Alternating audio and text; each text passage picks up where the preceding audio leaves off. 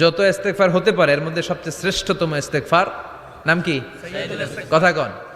বুখারীর বর্ণনা, শাদ্দাদ ইবনে আউস রাদিয়াল্লাহু তাআলা আনহু বর্ণনা করেন, এই সাইয়্যিদুল ইস্তেগফার দিনের বেলা যে পড়বে ওই দিনে মারা গেলে সে জান্নাতি।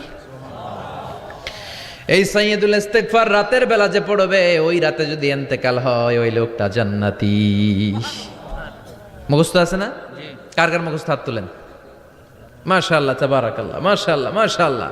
আর যাদের নাই তাদের হোমওয়ার্ক, তাদের আল্লাহুম্মা আনতা রাব্বি লা ইলাহা ইল্লা আনতা খালাকতানি ওয়া আনা আবদুক ওয়া আনা আলা আহদিকা ওয়া ওয়া'দিকা মাস্তাতা'তু আউযু বিকা মিন শাররি মা সানা'তু আবুউ লাকা বিনি'মাতিকা আলাইয়া ওয়া আবুউ লাকা বিযামবি ফাগফিরলি ফাইন্নাহু লা ইয়াগফিরুয যুনুবা ইল্লা আনতা। সুবহানাল্লাহ পড়েন। আজকে রাতে পড়ছেন, মারা গেলে জান্নাতি।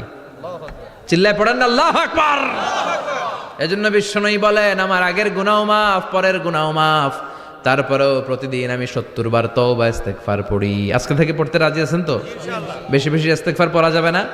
একটু প্রাণ খুলে দিল খুলে আওয়াজ করে পড়েন তো আস্তাগফিরুল্লাহ।